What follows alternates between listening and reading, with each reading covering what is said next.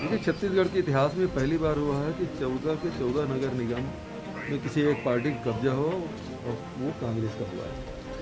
ये बड़ी जीत के रूप में हम सब देखते हैं कि शहरी क्षेत्र में भी कांग्रेस की पकड़ मजबूत और हुई है। नगरीय निकाय के पूरे चुनाव आप देखेंगे तो उसमें एक तरफा जीत हुई। भारतीय जनता पार्टी जो धर्मांतरण और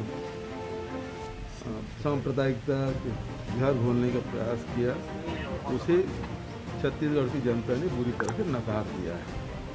अब उनके पास कोई हथियार बचा नहीं। आज 3 नगर निगम रिसाली, भिलाई और भिलाई चरौदा के नगर निगमों के महापौर सभापति के पदभार ग्रहण में प्रभारी मंत्री जी और वहाँ के स्थानीय विधायक और गृह मंत्री जी साथ में रहेंगे। गुरुरूप कुमार जी वहाँ शामिल हो जाएंगे। तो आज पदभार ग्रहण का कार्यक्रम है जिसमें हम लोग सम्मिलित होने जा रहे हैं कि भारत के प्रधानमंत्री को अपने सुरक्षा एजेंसियों पर विश्वास नहीं रहा। भारत के प्रधानमंत्री को अपने देश के किसानों पर विश्वास नहीं रहा। किसान के दिल्ली न आए उसलिए गड्ढे खोदे जाते हैं, कटीले तार बिछाए जाते हैं, कील लगाए जाते हैं। अब जो वही किसान उनसे बात करना चाहते हैं तो बात करने का समय नहीं देते। 1.5 साल हो गया और आज उनको किसानों से खतरा है। प्रधानमंत्री जी, आपको देश की, ये तो देश किसानों का देश है और किसान से ही आपको खतरा है। तो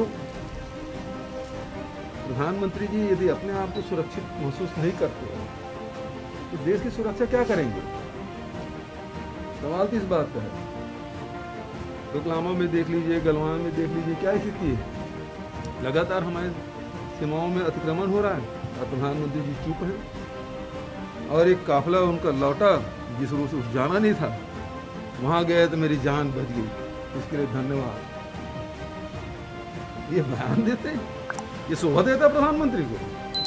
प्रधानमंत्री इसे चुना जाता है कि देश सुरक्षित रहे, देश के लोगों को सुरक्षा मिले, देश की उन्नति और विकास हो। प्रधानमंत्री जी की अपनी चिंता लगेगी। कुल मिलाकर मैं शुरू में ही प्रेस कॉन्फ्रेंस में ये बात मैंने कहा था कि ये केवल राजनीतिक लाभ लेने के लिए ये बयान प्रधानमंत्री के द्वारा दिया गया और भारतीय जनता पार्टी मृत्युंजय जाप करके ढकोसला कर रहे हैं, पुतला जला रहे हैं चन्नी का, तो ये केवल राजनीति कर रहे हैं।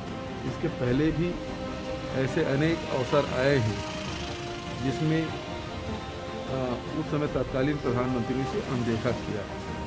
चाहे मनमोहन सिंह जी को काला झंडा दिखाने की बात हो, चाहे वो राजीव जी के एक श्रद्धांजलि सभा में फायरिंग की बात हो, ये सब बातें हुई है। तब भी उन्होंने इसको तूल नहीं दिया था। राजनीतिक लाभ के लिए कोई बयान नहीं दिया गया। यहाँ तो केवल आप गए, रूट बदल के गए और उसके बाद 140 किलोमीटर आज तक कि कभी मोदी जी बाई रोड गए नहीं, तो जानबूझ के गए। सबसे बड़ी बात ये थी कि पंजाब में भारतीय जनता पार्टी का अस्तित्व पहले भी बहुत सीमित दायरे में था।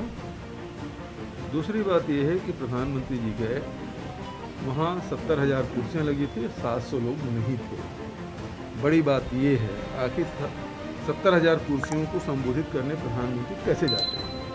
तो उन्होंने इस प्रकार से तत्काल, जिस प्रकार से आरएसएस बीजेपी हमेशा षड्यंत्र करती रहती है, उसी प्रकार से ये भी उसी का हिस्सा है, पॉलिटिकल प्रोपेगेंडा का हिस्सा है और जिसका वो लाभ लेने की कोशिश कर रहे हैं। लेकिन देश की जनता जान चुकी है कि राजनीतिक लाभ लेने के लिए प्रधानमंत्री किसी स्तर पर नीचे आ सकते हैं।